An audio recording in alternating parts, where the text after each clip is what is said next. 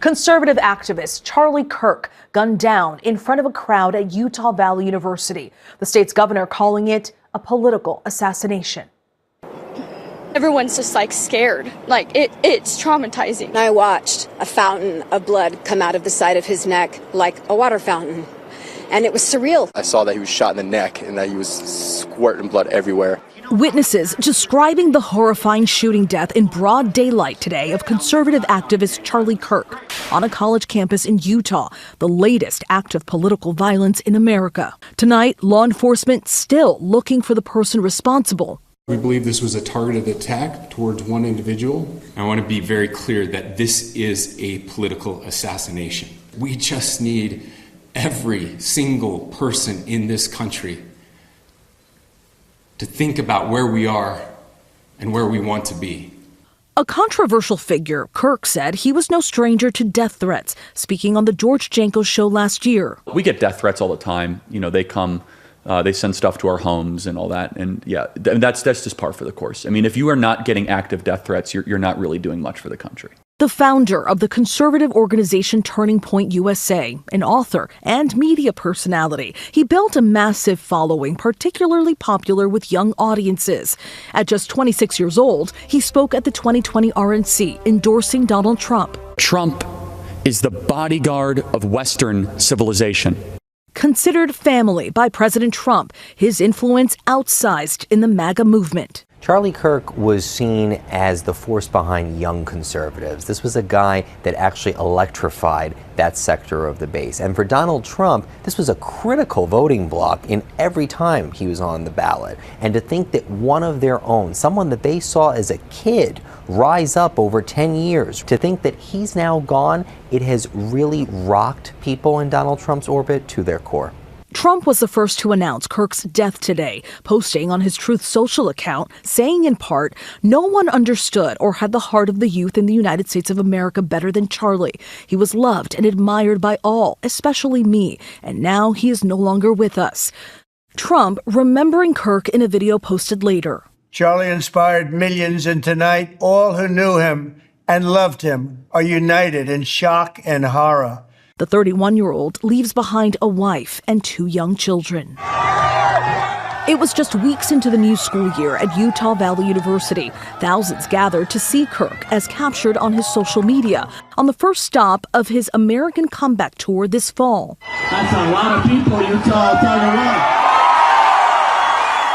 Hosting debates between conservatives and liberals called Prove Me Wrong. Get comfortable. Bring the best libs that Utah has to offer. Just after noon, local time, Kirk sitting on a stool, talking to the crowd. And as he was answering a question about mass shootings in America, a single shot was fired. Do you know how many mass shooters there have been in America over the last 10 years? Counting or not counting gang violence? Great. Witnesses hitting the ground, some chanting.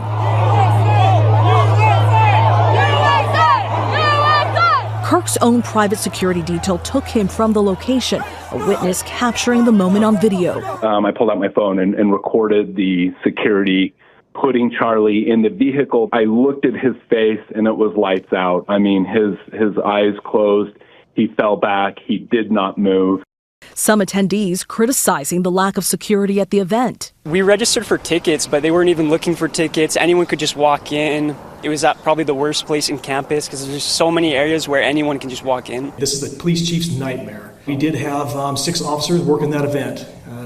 We had probably over 3,000 people that were in attendance. Investigators say they believe the shooter was positioned in a higher location from where Kirk was speaking. If you have an event that there's really no getting the people, check the people out before they come in. Probably should have done that, but even still, that wouldn't have worked in this particular situation. All of a sudden, you got a person on a roof. Outdoor venues are extremely challenging. Hours later, authorities announcing that a person of interest was in custody, but FBI Director Kash Patel posting on X that the person was released after interrogation. I want to make it crystal clear right now to whoever did this, we will find you.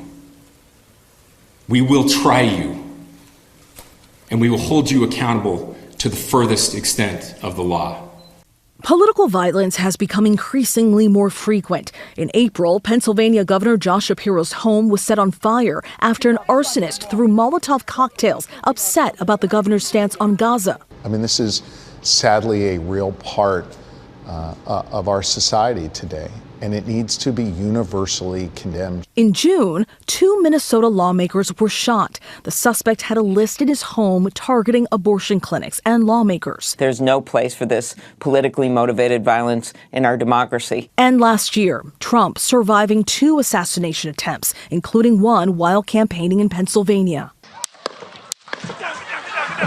Today, Democrats sending their condolences. Former Vice President Kamala Harris writing on X, "I condemn this act, and we all must work together to ensure this does not lead to more violence." Mourners leaving flowers outside the Turning Point offices in Arizona. Trump ordering all flags to be lowered to half-staff in honor of Kirk. We hear so much about young progressives, but Charlie Kirk and young conservatives, that is a movement that I think he's going to be tied to and remembered for quite some time. We will, of course, continue to follow this story on all ABC platforms, including complete team coverage on GMA in the morning. Well, from reports and particularly our own correspondents, things are tightening around the man who they think is the assassin. They are trying to catch him for killing conservative icon Charlie Kirk at a college event in Utah yesterday. It's not still been 24 hours, and the FBI is moving quickly now with some details and evidence that they picked up in the last hour or so. And it's revealing this morning that images of the shooter exist, and you can see those images on your screen right now. If anyone has any information on this person of interest, please contact the FBI. 1-800-CALL-FBI, and we'll get that up on all of our social platforms immediately. Authorities are saying they have been able to track the suspect's movements and have recovered the high-power rifle officials say they believe the shooter used in the attack. The FBI is confident it will be able to catch this person. Sources close to Fox News also confirm investigators are looking into what appears to be messages that are written both on the gun and the shell casings recovered by authorities just in the last 35 minutes or so. Bill Maluzhin has that part of our story. The content of those messages, though, is still unclear. At least they have not revealed them to us in the wider media. This is Outnumbered. I'm Harris Faulkner, here with my co-hosts, Emily Campagno and Kayleigh McEnany. Also joining us today, Laura Trump, host of My View with Laura Trump, and Lawrence Jones, co-host of Fox and Friends. First, let's go to CB Cotton and get the very latest at Utah Valley University. CB.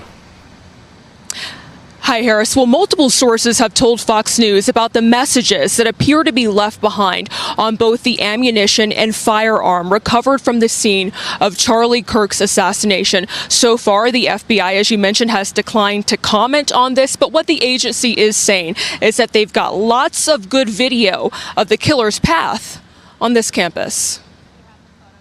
We have tracked his movements onto the campus, through the stairwells, up to the roof, across the roof to a shooting location.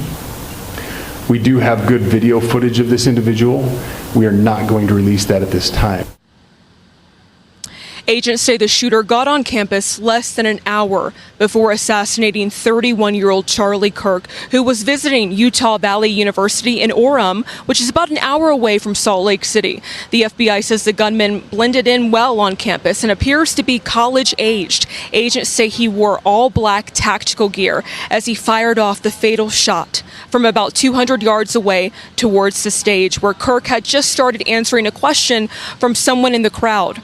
After the shooting, the suspect ran off into a neighborhood, according to FBI agents who say they found a high-powered bolt-action rifle in a wooded area. Other clues were also left behind.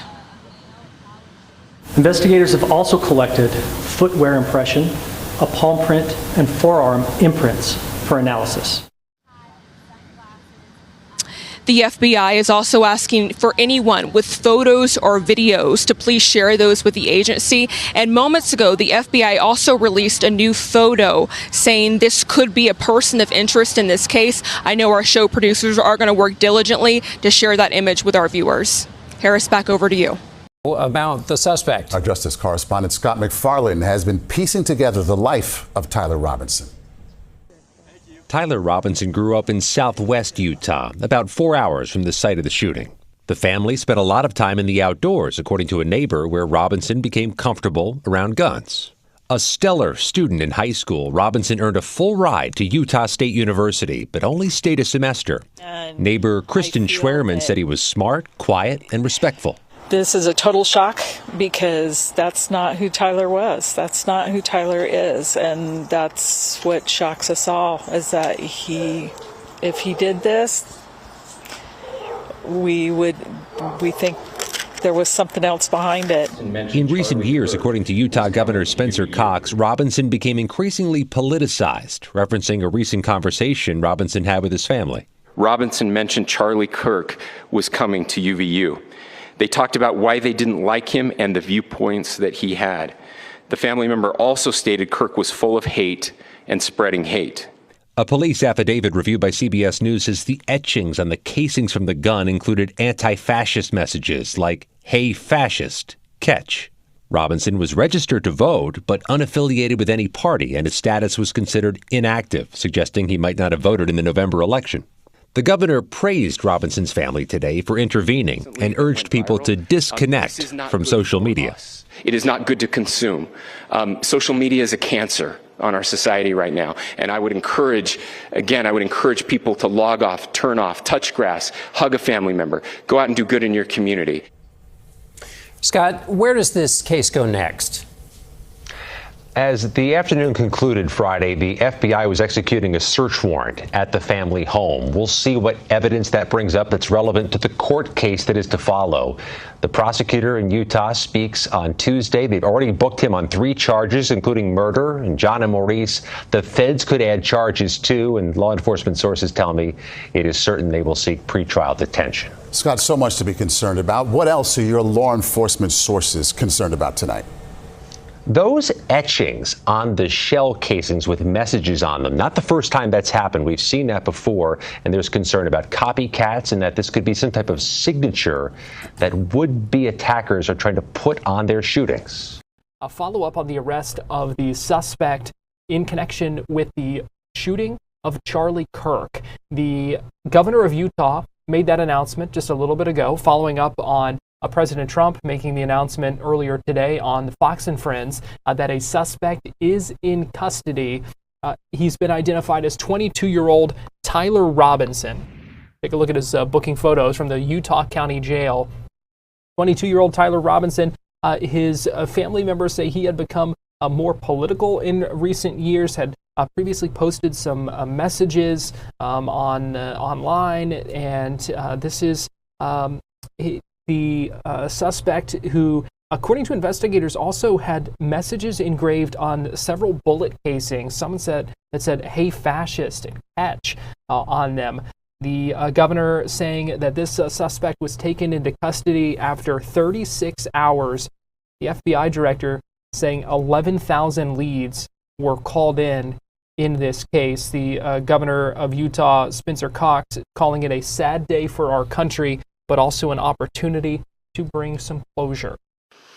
This is certainly about the tragic death, political assassination of Charlie Kirk. But it is also much bigger than an attack on an individual. It is an attack on all of us. It is an attack on the American experiment. It is an attack on our ideals. This cuts to the very foundation of who we are, of who we have been, and who we could be in better times. Political violence is different than any other type of violence for lots of different reasons. One, because in the very act that Charlie championed of expression, that freedom of expression that is enshrined in our founding documents, in having his life taken in that very act, makes it more difficult for people to feel like they can share their ideas, that they can speak freely. We will never be able to solve all the other problems, including the violence problems that people are worried about, if we can't have a clash of ideas safely and securely. even especially those ideas with which you disagree. That's why this matters so much. The Utah governor talking about the importance of this case. I want to bring in now James Copenhaver, former sheriff's detective and investigator. Jamie, good talking with you. We talked with you at this time yesterday, and there were still a lot of questions. The manhunt was continuing. We now know that at 10 o'clock last night, that suspect, Tyler Robinson, was taken into custody. Just give me your initial thoughts now that we have some more information. Yeah, we can all take a sigh of relief here at this point until we get started with the prosecution of this case. But I wanted to point out something, Garrett. You know, you and I watched a lot of these press conferences live, and this one was especially emotional by all the speakers. I don't know if you caught that or not, but that really stood out to me. They're really relieved that they got this guy off the street first. I thought it was interesting. We heard from investigators, too, saying that it was his family that essentially ended up having to turn him in. Yeah, we know that, local, state, and federal, especially the 1-800-CALL-FBI tip line, they had over 11,000, and I'm certain more tips are coming in now that this suspect's identified, but 11,000 initial tips coming in over a 36-hour period. So that's paramount in itself. That tells me the community's involved, they're engaged. This murder touched a lot of lives, whether you liked them or disliked them, but it generated a lot of tips, right? The second thing is, we spoke about this yesterday on your show, that forensic evidence, DNA, fingerprints. So we now know and confirmed by the FBI that palm print was left on the building when he had exited and jumped off the rooftop. So we know that they were able to secure a palm print from the roof. And then obviously that led them up to seizing that weapon in the wooded area. I mentioned the etchings, the engravings on the bullet casings. Some of them saying "Hey, fascist" and "Catch." Some others as well that the meanings of weren't necessarily clear. I'm curious what you make of that in a case like this. I mean, certainly hate crimes would come to my mind very first. Hate crimes. We've heard this, Garrett. It's political discord. It's not civil to be so voiced and boisterous in your political opinions. This is a political hate crime, and it's once again confirmed by the engraving on these bullet casings, just exactly what his motive was: fascism. They were maybe some LGBT comments engraved in signals or codes. Here's an interesting part. Now they have access to his Discord channel, so we know that he was communicating leading up to this murder or the assassination. So, they're going to take all that carving and engraving on these bullet cases and probably match it up on conversations being had on Discord, which is going to further help prosecute this case. Yeah, let's talk about that, because the Discord messages, the engravings on the bullet casings. You also mentioned the forensics in this case, and some of the messages that he talked about, the rifle and things like that. What role will those play now as this investigation kind of moves into this next phase? Now that the suspect is in custody, and you're kind of looking ahead toward charges and a prosecution. Yeah, absolutely. I mean, they're going to treat this just like any other prosecution coming from the state attorney or the attorney general, whoever decides to prosecute the case, right? My better guess, it's going to be prosecuted potentially in federal court. But nevertheless, we have video evidence, we have still photos, we have all the actions to include, they've identified the vehicle that got him to and away from the scene. So all that evidence will be collected, cataloged, and logged in for prosecution. But here's the big part about it. I'm sure at this point they've probably got either an omission or a confession. We know that a family member confided in a pastor or priest.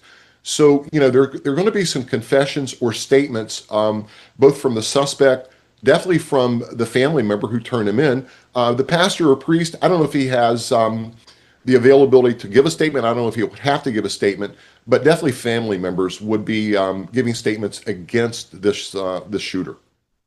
I want to bring it, and I'm pulling it up on my phone right now. A tweet from the Florida Attorney General James Othmeyer basically kind of referencing the fact that that family members were the ones who had to turn him in. And here's the tweet. He says, "Not only is this man a political assassin, but he put his father in a position where he had to turn over his son to face the death penalty. Unbelievably cruel individual." That's the post on X from Attorney General James Uthmeier. When you think of it that way, talk about a tough situation. But the family members did the right thing. I'm not a psychologist or a doctor, but it's pure evil, in my opinion. These people are being radicalized, whether it's on social media, Discord channels, as we've seen in this case. But just think, the worst thing in the world is a parent losing a child to death, right?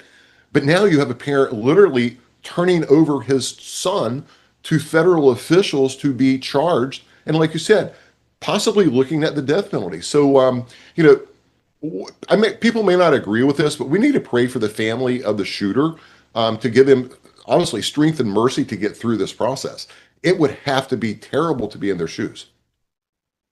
You mentioned some of the, the Discord channel, the things like that. His family members apparently had said that in recent years he had kind of become more political. They had seen some signs of hate and that kind of thing. Said he had made his feelings about Charlie Kirk clear when he in previous discussions. Is there a way to identify things, warning signs or red flags when it comes to something like this, or no?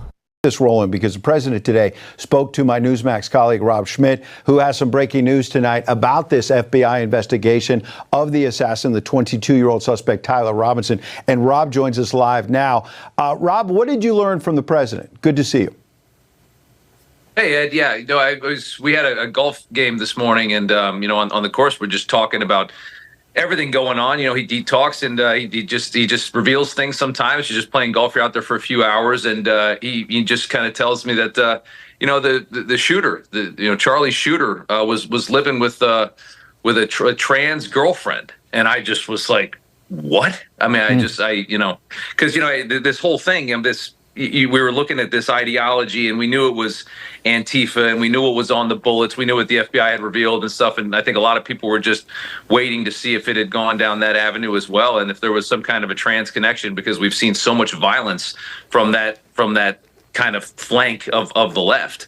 And then when he said that, I just was like, ding, ding, ding. It just kind of hit that nerve again. Absolutely. And it was interesting. Yeah. All right. Well, Rob Schmidt, we appreciate the exclusive information you brought us.